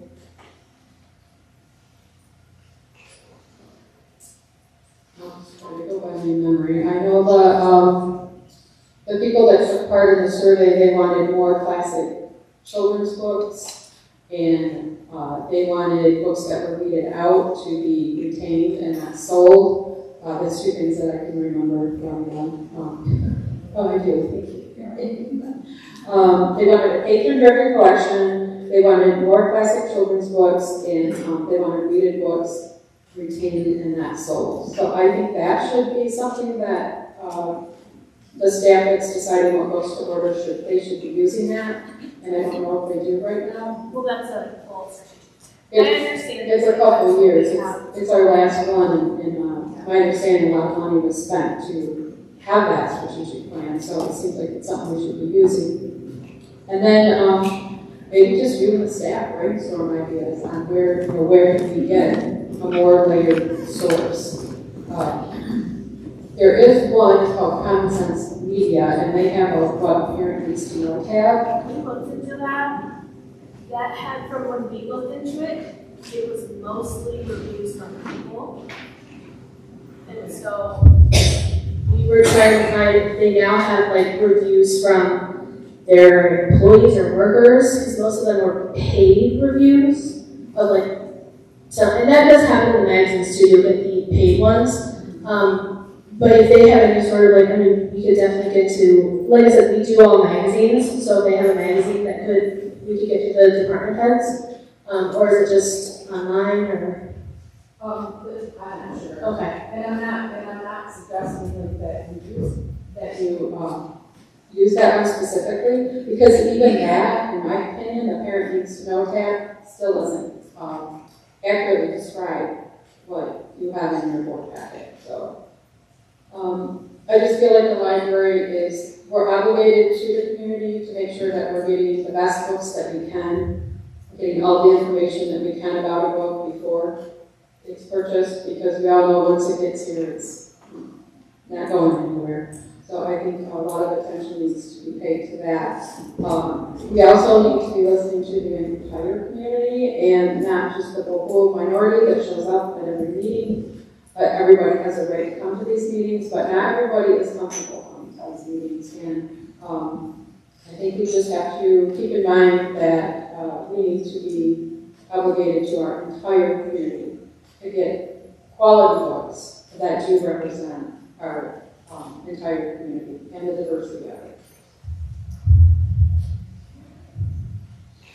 I do understand that, you know, you can't get a lot of information from a book just from the title or from the description, because it's just going to tell you. And on the surface, this looks like a great book. It's about a girl who's dying of cancer, and she's young, and I think, you know, a lot of parents might have, or there might be a student in school that has cancer, and it might be good for, you know, kids to, you know, their child or whoever to read a book that kind of would help them process dealing with having someone that's their age that's, you know, going through this. And I think that is a very important topic. However,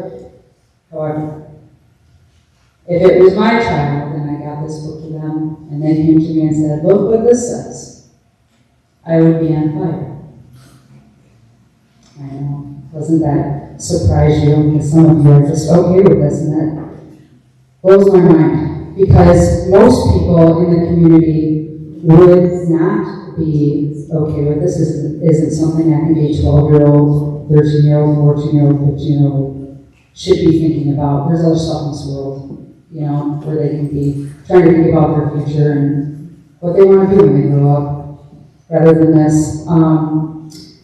But I do believe that there are other libraries who have, in our state, who have been able to put labels, sexually explicit labels on books, and have been able to move them from areas that aren't accessible to children. Because if you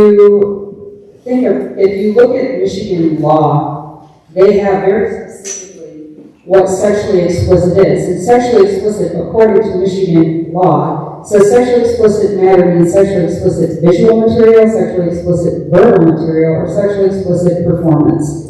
And in the sexually explicit verbal material means a book, pamphlet, magazine, printed matter, reproduced in any manner or sound recording that contains an explicit and detailed verbal description or narrative account of sexual excitement, erotic fondling, sexual intercourse, or sadomasochism. I don't know what that word is. Yeah, I'm sure some of you know what that is, abuse. And I just think that might be something we need to look at. If other libraries are able to put a warning on there, because the parent's not going to know, just going in there and seeing the title of this book, that this is outrageous. And it should have really made some of you kind of step back and think, "Whoa, I wouldn't want my grandchild, I wouldn't want my child, I wouldn't want anybody to see this at a young age." Without at least having some kind of a warning, I would expect, so people know. I mean, talk about transparency. Why not be transparent? Why not let people know what's going, or what's in a book? And I also think that the way that our library is laid out, we have a youth section, a young adult section, and an adult section. That seems great to me. Why not have a children's section, which most people know is 0 to 12, a teen section, which people know is 13 to 17, and then an adult section. A young adult is not a 13-year-old. They're not an adult. You can't have that word associated with that age. They're not an adult. An adult is an 18 and up. So I would like to see our library change from youth, young adult, to children, teen, and adult. It's very black and white, it's very simple, everybody knows what that means. We're not, well, what does young adult mean? Actually, if you look up, young adult is actually 18 to 25 years old. But yeah, we're saying it's 13 to 17, or 12 to 17. So that's just my opinion.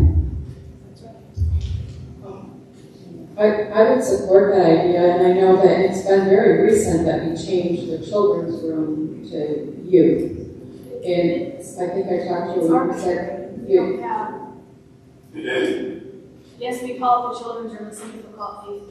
It's here. Could we, And wait, sorry. there you go. I'm just saying that some people call it the children's area, some people call it the youth area. Technically, the department is the children's department, so that's for that one. YA is a distinction in the title and the call numbers and things like that. That's how most libraries refer to those items as YA. We could put a teen sticker on it and have it as teen, that is an option. I don't know how much we can change. We can take YA off of it, just having the yellow sticker, which to us means YA, but it could be teen. Technically, the teen area was called the teen zone for a long time, so there's just different names that have been used throughout. That's all I was going to say. Yeah, I did remember we had that discussion, and you said it was just the signage, but by definition, youth is the period between childhood and adult age, so it seems to me that it should go back to the children's room, and I think it would help. I guess I don't know, like once your books are ordered and received, is it the department heads that decide where they go? No, they are ordered by the department that wants them in their department. And then who decides, like, so? So when Mary would order a book, Mary is the children's department head, the book would go in Mary's department. No one else makes those decisions.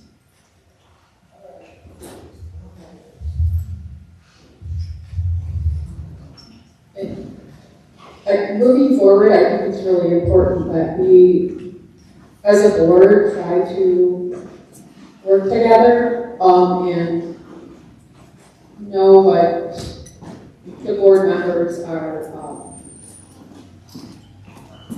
what their actions are, what they believe in, and I would just ask that the board members would listen to me and not opinions from the public on what they think of me. And I'm very interested in learning what other board members, how you feel about this book, the content in that book, and how it's advertised. So it would, I think it's very important to learn what other board members think, and so I ask you to please give some discussion on this.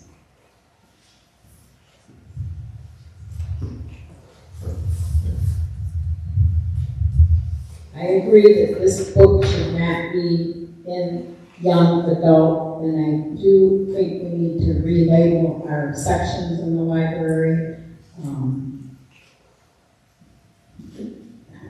The department head that orders them right now, it goes in their area. This book, any of you that have this packet, this language should not be in young adult teen section. It belongs in the adult section. I support everything Peggy's saying.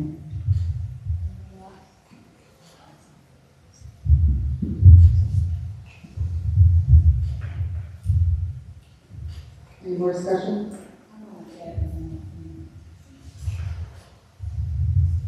So as you can hear us say, we are not banning books. We think they need to be put into the appropriate section in the library.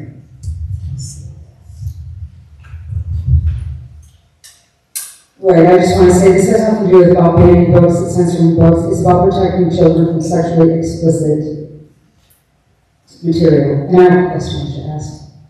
I think it's pretty simple. Okay, anything else?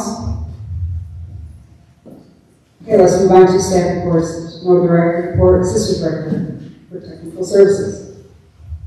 Do everything here? I have my report there. Does anyone have questions? My report has been included. If anybody has questions or want me to go through, I will everything to go through. yeah, Each one. I can do each one. I won't go through the meetings, it was just mostly regular, reading the 2026 contract. Ongoing projects, we have, for material ordering, we have put in 9 to 10 orders with Ingram.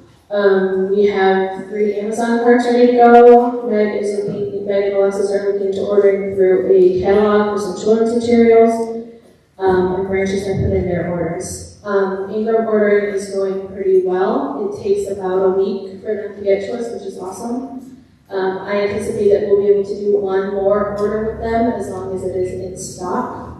And then after that, we'll evaluate and see. When I talk about the catalog ordering is a great option. We do a lot for children, so we'll always have a lot of, I think I brought it last time.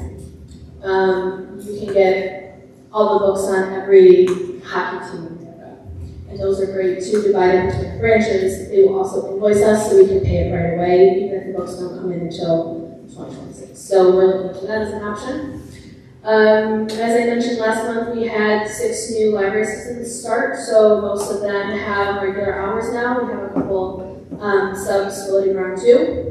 We're starting to look for planning for summer reading 2026. Our branches have already kind of got their stuff in, so we're looking for children's. And we received information at the beginning of this month that we will be receiving money from the Carnegie Foundation. Saw their announcement online, it's like the 250 year. DeAngelis is a Carnegie library, so we will be receiving a grant from them. I anticipate because it is a DeAngelis focused one, it will be going to DeAngelis. I haven't told only Julie about this, so she's going to start to think about areas. I don't have the check in my hand yet, so I can't pay. I'm a very big not until it arrives. We have sent in the information they need, but I will update you as we keep going with that. Like I said, upcoming players acquisitions training starts next month or the beginning of December. So we do our acquisitions. What that means is that when I have Baker Taylor and Ingram, Baker Taylor worked with Horizon where I could submit orders through Horizon, and it would be much simpler process getting the items in the system. With Ingram right now, they don't have that, so it takes longer, and not only do I order them online, but I have to input the books into the system. So it is more time consuming. I'm hoping with Polaris that Ingram will be able to make the switch that Horizon is doing on there. Still continue with the database review. So what that means is that everything that all of our books, all of our patient records are in a database right now that we can check and we can look at to make sure they're showing up right. So we're still going through that. Now that we have the new library assistants in, I'm going to repost the head of children's department job posting. That was in the summertime, so I will post that again. We had 2 really good applicants for that job. One of them moved into a different role at DeAngelis once another position became available, and one unfortunately was not qualified. She was an amazing applicant. So, and then just the end of year acquisition. So we stop all of our buying December 1st, make sure everything comes in, and make sure to kind of look at what is outstanding, what do we need to check on, anything like that. So, any specific questions?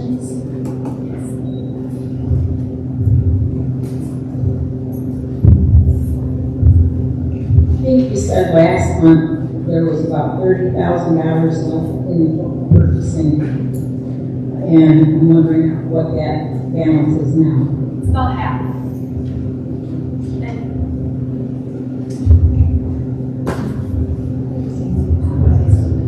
Like I said, so it's about half.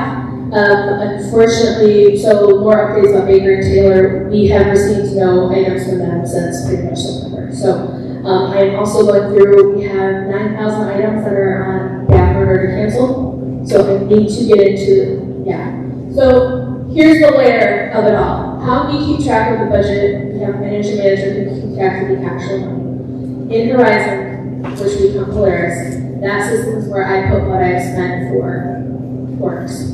Tracy, it's the actual bills, but there's also a record we kept in Horizon. The problem is that those items that came from Baker Taylor are still in Horizon saying that we're spending money on them. So I need to get those cleared out in order to get a full picture of what we have.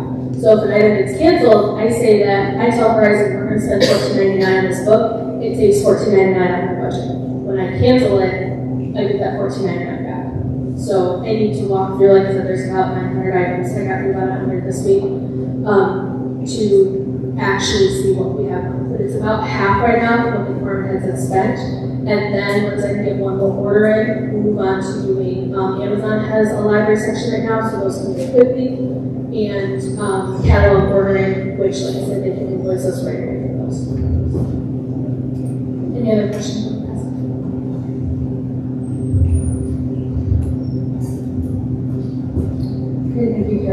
Next, we have communications. We have our November, December newsletter in our packet, the October circulation report, Columbia Community Christmas information, and the Metamora Wassailing celebration information.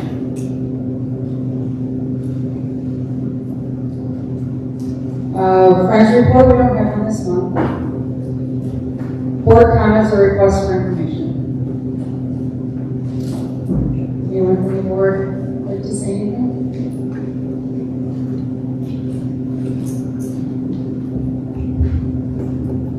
It's good to be back. I appreciate the fact that you all have continued to meet and do the business of the library in the last 6 months while I've been on my ship, for lack of a better word. But anyway, it's good to be back, and I look forward to getting back in the swing of things.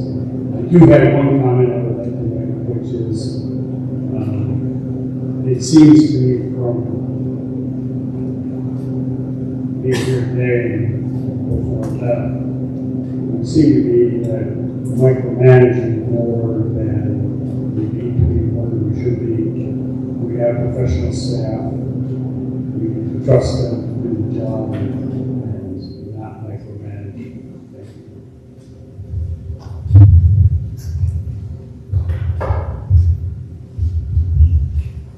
Anyone else?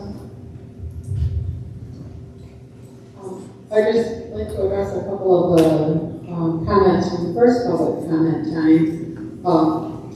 I guess I don't understand the community member that said she's opposed to purchasing going to the board, because we did address that last month, and it was decided that book purchasing would move forward. It won't be on hold, and the staff will be ordering the books, the staff is in place, and then there's a children's staff member that is willing to do recommendations for children's books. So it's, as far as I can see, and care that book ordering is happening. It's not on hold.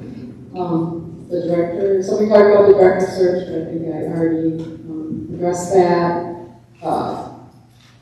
I'm sorry to hear that people believe there's hostility towards from the board members to the public. It's not my intention to do that. I do feel like I have a right to defend myself when there's misinformation, and I will continue to do that. One person that spoke about the incident at the Lapeer Township meeting, there is a little more to that story. So I go every month to my township library, and I give a report. Because when they appointed me, that was one of the things they said was important to them, that they wanted board reports. So I go, I report, always start with all the positive things that are going on in the library. It's not hard to find the positive things, because we have wonderful programs. So I always start there, and then I talk about board actions, and then I talk about public comments, and kind of just summarize what some of the public comments were. One of the things that is getting repeated again, it's the lie that I do believe Danielle Bourgaris started, that I plan on pulling all books with LGBTQ themes. So that keeps getting repeated at the city meetings, at the county meetings, and now at my township meetings.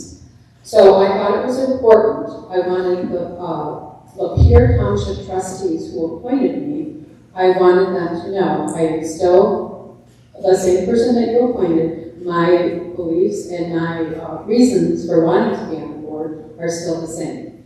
That's why I show the one page from It's Perfectly Normal.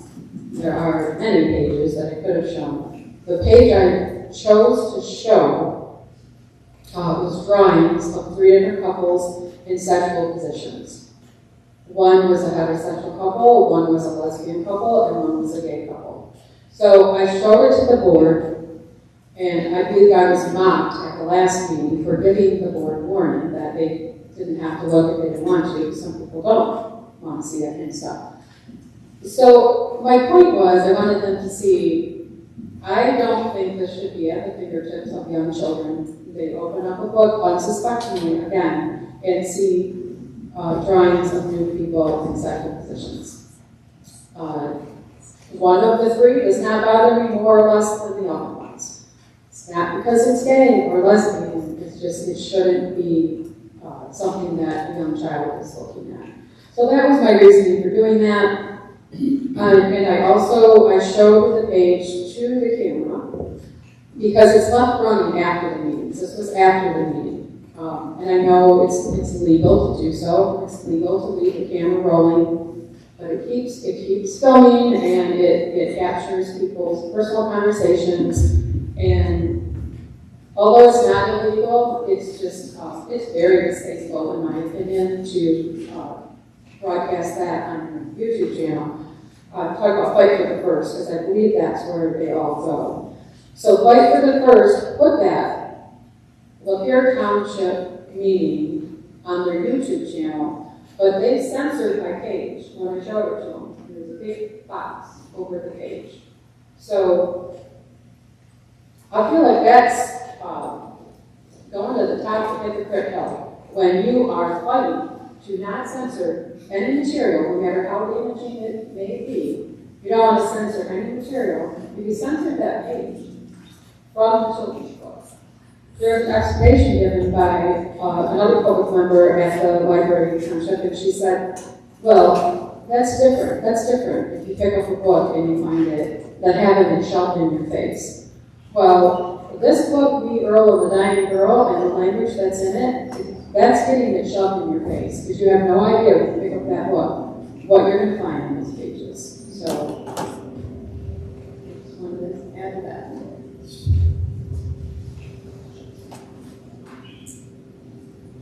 Anyone else?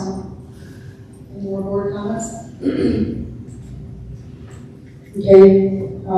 Yeah, I agree with you, Peggy, on many things. I don't understand how we're being hostile towards people. I feel more hostility from the audience. I feel I'm pretty professional.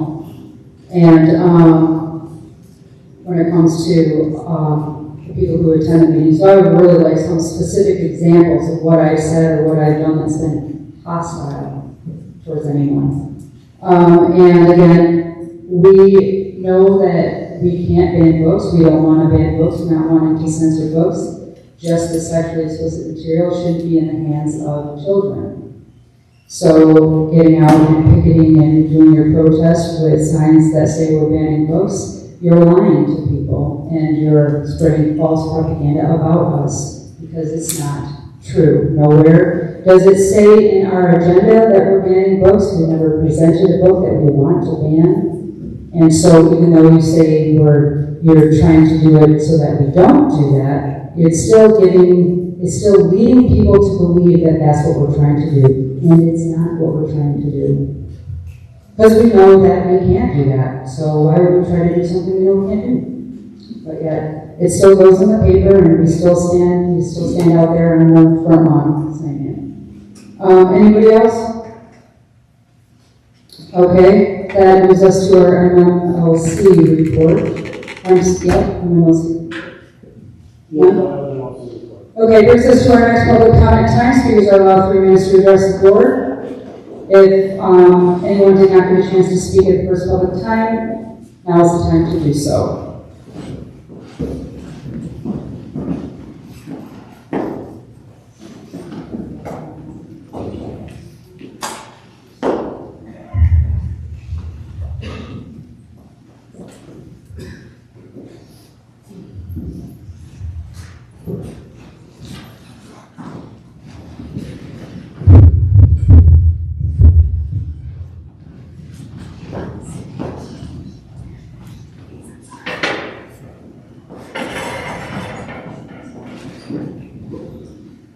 Yes. Since it wasn't on the agenda, I wanted to remind the board that I'm still very much interested in spearheading an advocacy committee for the purpose of spreading positive messages about our district libraries.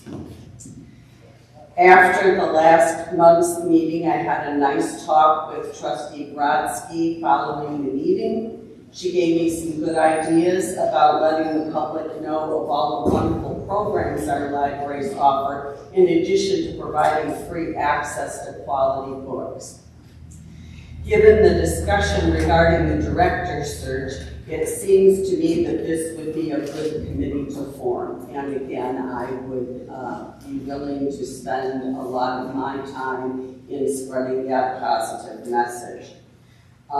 Since it has been brought up repeatedly, I will explain that I was the person that recorded the township, the Lapeer Township meeting in question, and I will remind Ms. Brotzke that she was told by the chair of that meeting not to address the camera, not to address the public, and instead of following directives in the middle of the meeting, she decided to get in the camera. She did so after the meeting as well. That video was edited per the directive of the Lapeer Township chairperson, indicating that speakers were to address the board, not to address the camera, not to address the audience. We know in meetings here, people tend to turn around and talk to audience members. That's not allowed.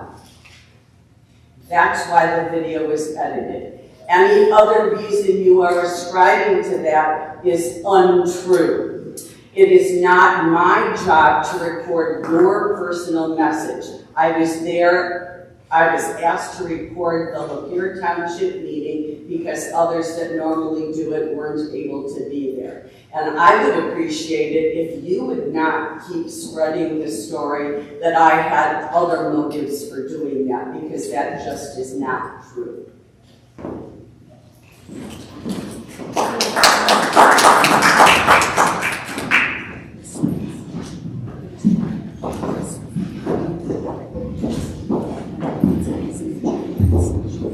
My name is Kenneth Kopnick. I hope I'm allowed to speak because I don't have pink here. I have really been debating what this is. Last meeting, there was a police officer held up at that meeting. He sat back drinking coffee until the end of the meeting. At that point, I was approached by Ms. Brotzke, and I was issued a trespass warning while she waved her finger in my face. I had no idea at that point where Ms. Brotzke lived, but I looked it up, and I drove past 565 Wilder Road, and I was accused of being in her driveway. Occasionally, I use Wilder Road to cross over from Bowers to 21. Didn't know she lived there, don't care. I would not approach Ms. Brotzke in public unless I had at least 10 witnesses with me, because I have, in my mind, seen what a harpy she can be. I would not strangely pee to put you out if you are on fire. During this meeting, I sat and listened to somebody stumble over the word sadomasochism. In previous meetings, I have heard people stumble over the word necrophilia. If you don't know what the word is, how am I supposed to believe that you understand the meaning and can pass judgment on what should or shouldn't be in a library to protect kids? I bet that everybody in this room that's of age between spouses, extracurricular activity, has actually crossed the border into the laws of sodomy at some point in their relationships. And you can pay your lawyer to explain to you what those laws are and what it constitutes. You should not be passing judgment on what you do not understand. And I wonder if the voices in your head ever actually sing in harmony.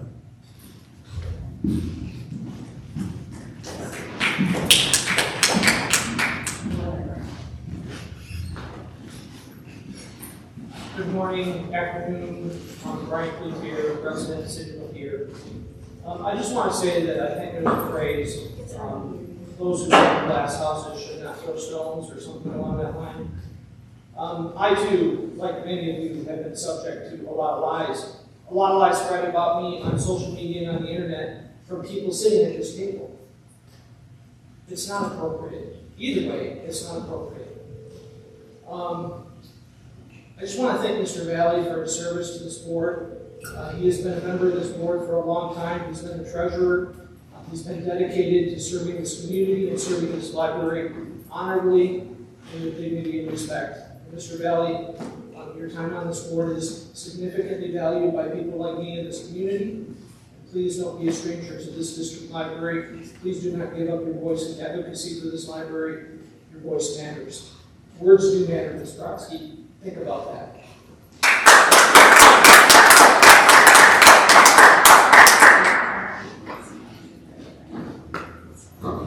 Susan Huff, Metamora, Michigan. A few thoughts from sitting here. You don't want a director. You never wanted a director. That's why this has taken so long. You wanted to get your dirty work done before you had a director to challenge you. Earlier in the meeting, you said, we don't want to ban books. We've never wanted to ban books. Well, guess what? Restricting, moving, labeling, banning are all forms of censorship. No, this board has never had anything on their agenda regarding that, but boy, did you let loose with it today during your conversations. Two of you sitting here have been involved in public challenges of books.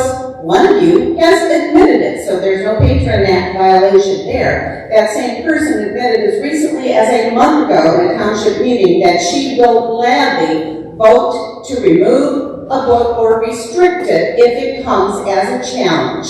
Restricting is censorship. It's her That same person also today inquired about Polaris. Could she use it to restrict access for minors? Also inquiring about warnings on books. That's labeling. Talked about moving books from the chair. Talking about sexually explicit. Yeah, there's a law about sexually explicit, and it's a good law, but you only read part of it. Just like you only read part of books that you complain about. You have to take it in totality. You went to the prosecutor. You hoped he would take those books out of the library. You notice he didn't. He did not charge the library because he realized there is nothing that will be removable from that library under that sexually explicit law. As far as covering over the picture that was shoved into the camera during the meeting, you admitted internet filtering is something you do. This is internet filtering, and it was the policy of the provider that owns that page. Kara wants to move books. That's a form of restriction, which is a form of censorship. Karen just laid out reorganizing the library. Next, you're going to restrict patrons, and you're going to say they can't go from section to section. Peggy wants you to listen to the community when they agree with you. But she wants the rest of the board to only listen to her. I'm sorry. I'm done with the lies and the misinformation and the double speak. Today, you showed what you really want to do.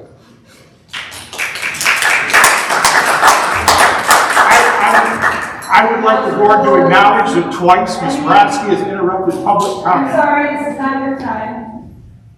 Anybody Apparently else? it's nobody's time. Speak? Good job, Ms. Maureen. Colleen Merton, Lapeer Township, and I just wanted to say thank you for being on this board and putting up with what you have to put up with. Thank you for looking out for our children. I believe this library is for our children. That should be our main concern. I don't believe in banning books, but I do believe in information and proper information, and if that means labeling it out the way they are, they should be labeled. We label books for cooking, we label books for gardening, why don't we label books that maybe need to be protected from our young eyes? Thank you.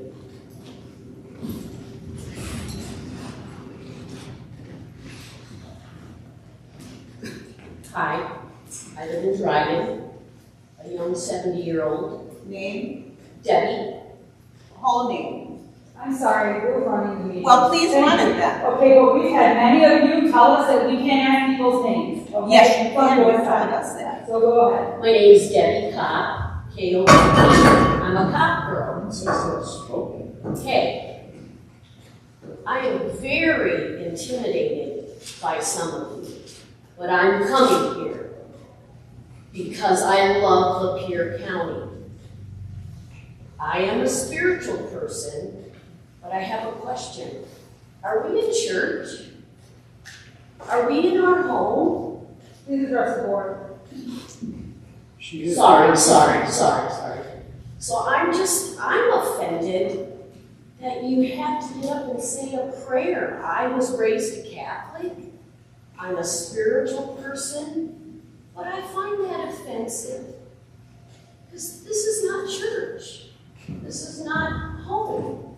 We're in a business situation. You can pray before you come in. So that's my question there. And thank you for listening to me.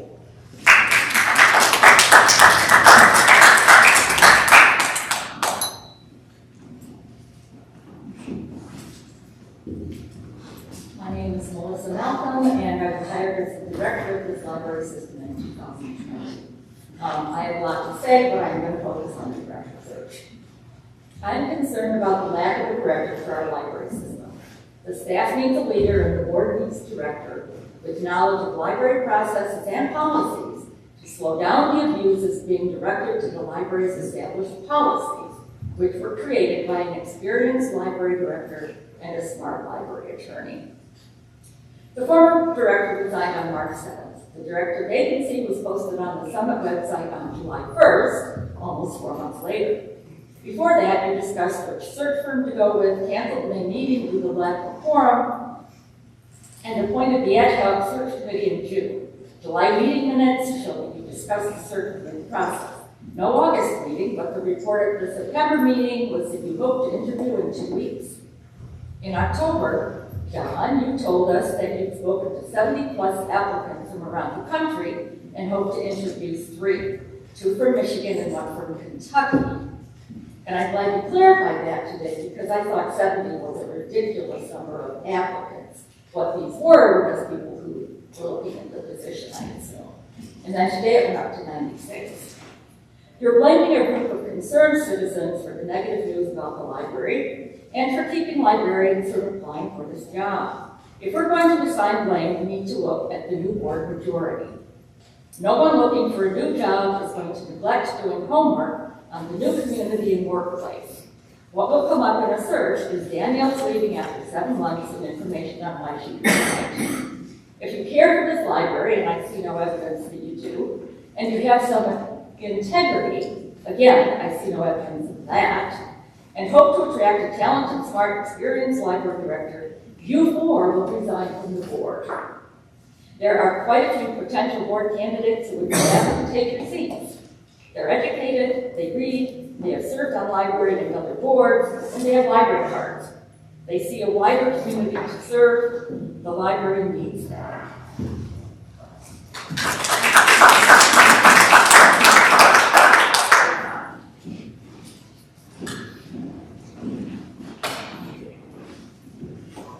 Robert Thomas, Lapeer Township. 2 comments. The first one is your selection of where you're meeting. The acoustics in this room are very bad. I could hardly hear anything the board said, even when you used the mic. Now, I have no problem speaking loud. I once had a court reporter say, "You're the only person that can wander the courtroom because you can hear me." The other thing is, and I think this is true for most public boards, is to have a professional head. School boards, particularly, library boards, other boards of that nature. Your main job is not to micromanage that you have been doing. It is simply to hire the best person you can find and you let them run it. Don't micromanage. And we heard this all day from Ms. Brotzke. You're micromanaging what books go in this library. Let the professionals do it. The other thing you need to do is run the budget. That's it. These meetings should take 20 minutes. You're taking too long. You've got an agenda, admit it. And it is not, you are not the majority of the board. I have been battling with these board people since the 80s. I watched it in the Republican Party back in 1986. We finally cleaned it up, and we've lost it again, but it is time to acknowledge your job is to hire someone and to pass the budget, not get into what books we have. And that's why you can't find anybody. Thank you.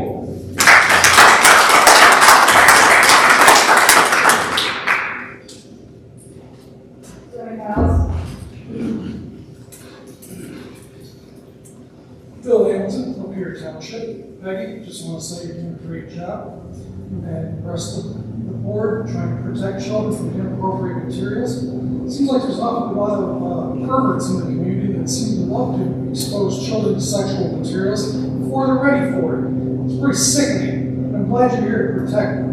And as for your library director search, maybe you'd have better luck if some of these clowns in the public weren't constantly berating you and making a clown show of things. And actually let you do your job instead of complaining. No, instead, the board changed over and some people's little club was taken away from them and they're a little pissed off about it. Well, too damn bad. These people are up here trying to run this library, do the best they can, and protect children in the community. I hope you keep sticking your guns on this, and I think you're doing a great job. Some of your ideas for getting a new director, maybe some of you don't think that money's going to help. Maybe it will, but I also like some of the ideas of promoting from within. Maybe you got somebody on your staff that might be willing to step into it. Give them a try. Can't hurt. Might as well try it. But yeah, I think you're doing a good job, and somebody's got to protect the kids because a lot of people out there these days don't seem to give a damn about it. Thank you.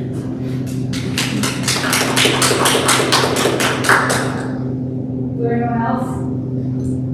I'm coming back. Oh, yeah, I'm sorry. I can't. Oh, okay, sorry.